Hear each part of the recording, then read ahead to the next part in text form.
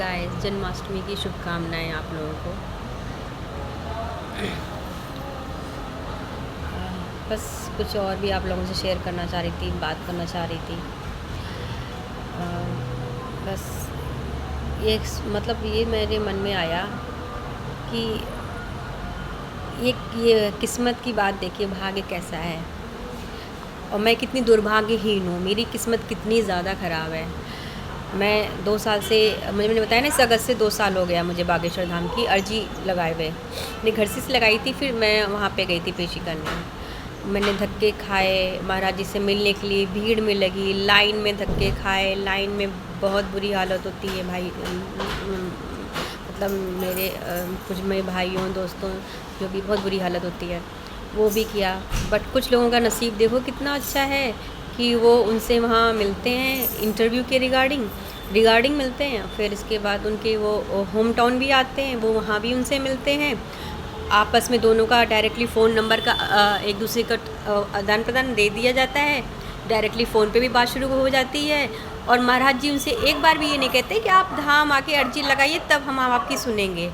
ये कितनी बड़ी पार्शलिटी कर रहे हैं महाराज जी, पंडित धीरेन्द्र कृष्ण शास्त्री जी, कि हम वहाँ पे जाके अर्जी लगाते हैं, हमें से कहा जाएगा 21 परिक्रमा करो आप। हम मंगलवार के दिन पूरा व्रत रखते हैं, व्रत रख के हम सुबह से पहले परिक्रमा 21 परिक्रमा करते हैं। फिर हम लाइन लगा के फिर हम जब थोड़ा, मैं तो भाई लाइन पे नहीं कर सकती, मेरे बस की नहीं, क्योंकि मैंने बोला ना कि स्टार्टिंग से मुझे वीवीआईपी ट्रीटमेंट की आदत है।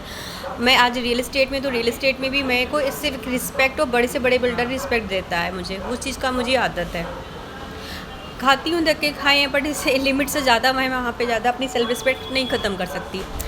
बट जब बालाजी की कृपा होती है, जब भीड़ वहाँ कम हो जाती है, तो मैं जाके ईज़िली दर्शन उनके कर लेती हूँ। तब तक मैं व्रत रखती हूँ, फिर शाम को व्रत खोलते हैं, मतलब हमारा ये रूटीन होता है। बट कुछ लोग हैं ना, उनको जाना होता है ना, उनसे कहा जाता है कि आप अर्जी लगाइए, फिर भी यार डायरेक्टली फ़ोन पे बात होती है। तो ये कैसा मीडिया में जर्नलिस्ट हैं। और एक बात समझ में नहीं आती, मीडिया जर्नलिस्ट में जितनी लेडीज़ हैं उनमें ही में महाराज जी को इतना ज़्यादा क्यों इंटरेस्ट है, उन्हीं से ही क्यों ज़्यादा इंटरव्यू। मैं जेंट्स और मेल जर्नलिस्ट से उनको ज़्यादा बात करते नहीं देखा। मेल या जेंट्स जर्नलिस्ट वहाँ नहीं जा रहे हैं वहाँ पे बात करने।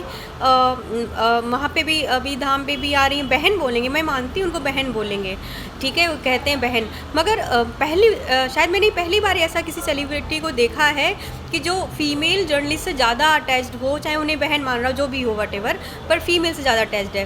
बिकॉज मैं जब मैं मीडिया में वर्किंग थी और मेरा स्पोर्ट्स बीट था क्रिकेट पे, तो मोस्टली एक्चुअली ऐसा होता था कि वहाँ पे मेल ही होते थे जर्नलिस्ट, बड़े बड़े स्पोर्ट्स एडिटर्स होते थे।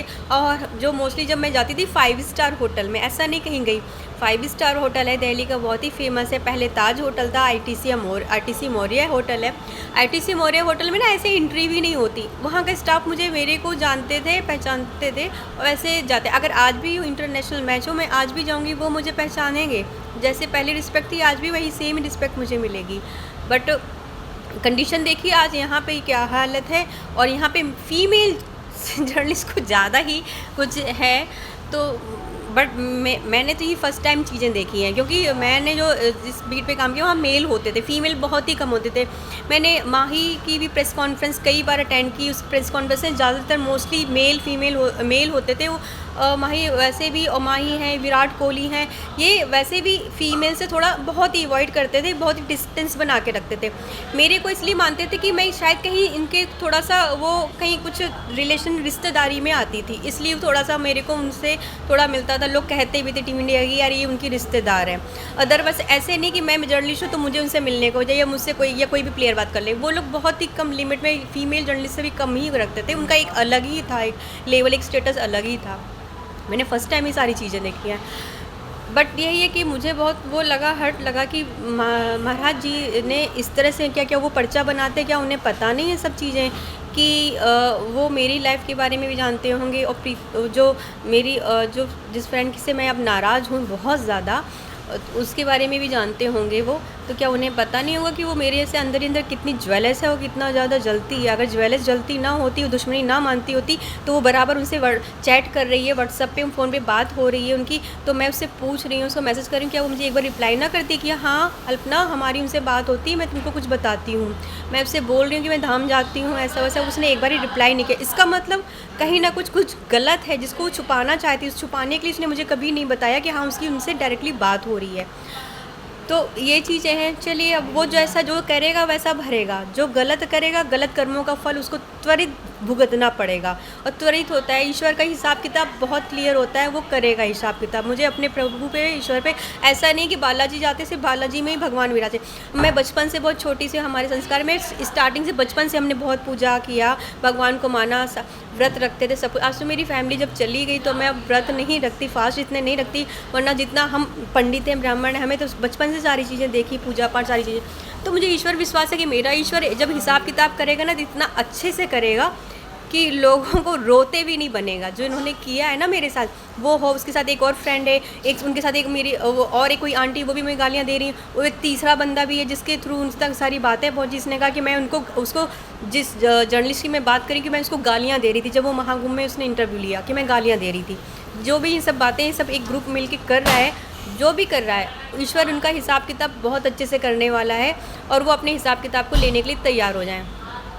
बाकी जो मेरे ऊपर भी कुछ हिसाब किताब बनता है, वो भी समय आने पे वो भी मैं पूरा कर दूंगी। जो मेरे ऊपर बनता है, मैं अपना हिसाब किताब ख़त्म करूंगी समय आने पे। और जो ईश्वर का होगा, गलत है या सही, अगर वो गलत है, उन्होंने गलत किया है, कुछ गलत है शामिल, तो उसका फिर ईश्वर से वो बचेंगे नहीं हिसाब किताब से। अगर कहीं भी जो नहीं है गलत, वो ईश्वर देखेगा। मैंने उन पे छोड़ा है, अपने भगवान पे छोड़ा है। बस अब यही है कि हाँ, मुझे लगता है शायद मैंने बहुत बड़ी गलती की, मीडिया अपनी फील्ड, जर्नलिस्ट फील्ड को छोड़ के। शायद मैं ऐसे धक्के ना खाती, मैं बागेश्वर धाम गई हूँ, मैं धक्के ना खाती, मुझे भी शायद वीवीआईपी ट्रीटमेंट मिलता अगर आज मैं मीडिया में पहले से ही तरह वर्किंग होती। बट कुछ ऐसी कंडीशन हुई कि मीडिया को स्विच करके मैं रियल इस्टेट में आ गई। बहुत इस बात का तो मुझे मलाल है कि शायद मुझे अपनी फील्ड को एज ए जॉब, अभी मैं इसीलिए मैं अभी कुछ वीडियोस बना रही हूँ। मैंने अपना यूट्यूब चैनल ओपन किया है, मैं अपने यूट्यूब चैनल में भी अपनी वीडियो शेयर कर रही हूँ, और मैंने लिंक भी शेयर किया है अपना व्हाट्सएप पे भी और फेसबुक पे। आप चाहो तो हमारे लिंक पे देख के हमारे ये वीडियोस देख। इसके अलावा मैं कुछ ज़रूरी नहीं ये वीडियोस लाइव से जुड़े, कुछ बिजनेस से जुड़े, अदरवाइज़ कभी भी अच्छे मैचेस होते हैं दिल्ली में, इंटरनेशनल, वो मैं जाती हूँ तो उसको हर चीज़ से जुड़े जो मुझे लगेगा कि आप लोगों तक पहुँचने चाहिए, मैं सारे वीडियो शेयर करूँगी अच्छे से। बस आप लोगों से यही कहना था। सीताराम।